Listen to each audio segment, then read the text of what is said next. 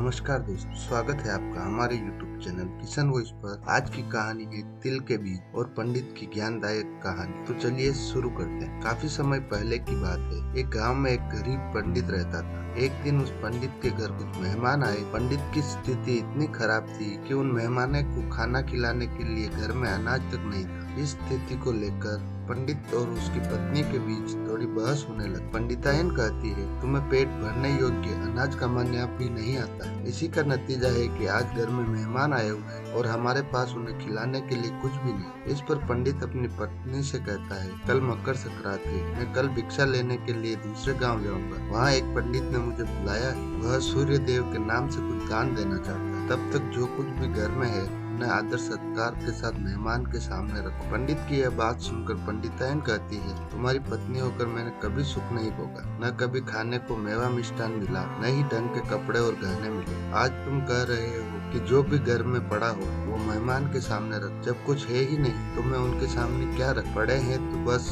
एक मुट्ठी तिल, तो क्या मेहमानों के सामने सूखे तिल रखना ठीक लगेगा? पत्नी की यह बात सुनकर पंडित कहता है, पंडितायन तुम्हें ऐसा बिल्कुल भी नहीं करना चाहिए। कारण यह है कि इच्छा के अनुसार किसी भी इंसान को धन की प्राप्ति नहीं। जरूरी है तो पेट भरना, और पेट भरने योग्य अनाज में ले ही आता हूँ। अधिक धन की चाहत अच्छी नहीं। ऐसी इच्छा का तुम्हें त्याग कर देना चाहिए। अधिक धन की इच्छा के चक्कर में मनुष्य के माथे पर शिखा बन जाती है। माथे पर शिखा वाली बात सुनकर पंडितायन बड़े ही आश्चर्य से पूछती है, अधिक धन की इच्छा में माथे पर शिखा हो जाती है? मैं कुछ समझी नहीं। जो कुछ भी कहना है खुलकर कहिए। पंडितायन के इस सवाल का जवाब देने के लिए पंडित अपनी पत्नी को शिकारी और शेर की एक कहानी सुनाता है। पंडित कहानी की शुरुआत करता है। एक दिन एक शिकारी जंगल में शिकार की खोज कर रहा था। जंगल में कुछ दूर आगे बढ़ने के बाद शिकारी को एक काले रंग का पहाड़ जैसा विशाल सुअर दिखाई दे। सुअर को देखते ही शिकारी का धनुष उठा लेता है और कमान खींचते हुए सुअर पर निशाना लगा देता है। कमान से निकला हुआ तीर तीव्र गति से सुअर को घायल कर देता है। घायल होने पर सुअर चिंगाड़ता हुआ शिकारी पर पलटवार कर देता है। सुअर के तीखे दांतों से शिकारी का पेट फाट जाता है।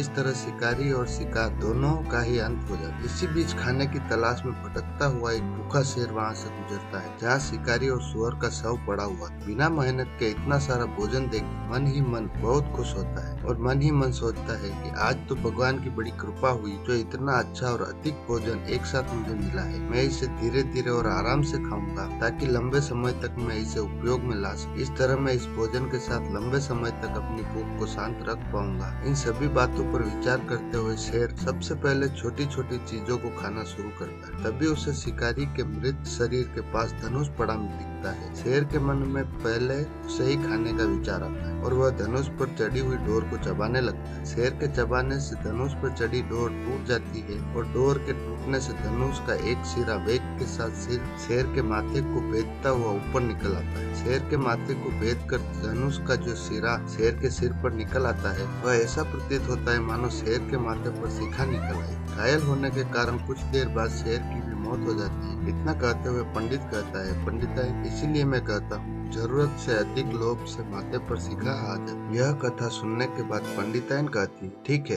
अगर ऐसी ही बात है तो घर में जो मुट्ठी पर तिल पड़े हैं उन्हें ही मेहमानों को खिला देती। पंडितायन की यह बात सुनकर पंडित संतुष्ट होता है और भिक्षा मांगने के लिए घर से बाहर निकल जाता है। वहीं पंडितायन भी घर पर पड़े तिल को धूप में सुखाने के लिए फैला देता। तभी कहीं से एक कुत्ता आ जाता है और उन 7 तिलों पर पेशाब कर देता है, जिससे सभी तिल खराब हो जाते हैं। तिल के खराब हो जाने पर पंडितायन काफी परेशान हो जाती है और सोचती है कि यही तो तिल थे जिन्हें पकाकर मैं मेहमानों को खिला सकती थी। अब मैं क्या करूं? काफी देर सोचने के बाद पंडितायन को एक तरीका सूझा। उसने सोचा कि अगर वह गंदे तिल के बदले साफ तिल देने की बात कहेगी तो कोई भी आसानी से मान जाएगा। साथ ही किसी को भी इन तिलों के खराब होने की बात पता नहीं चलेगी। इस विचार के साथ वह तिलों को लेकर घर घर घूमने लगी। पंडितायन की यह बात सुनकर एक महिला वह तिल लेने के लिए तैयार हो गई, लेकिन उस महिला का पुत्र अर्थशास्त्र पढ़ा हुआ था। उसने अपनी माँ से कहा, इन तिलों में जरूर कोई न कोई खोट होगी, वरना कोई साफ सुथरे तिलों को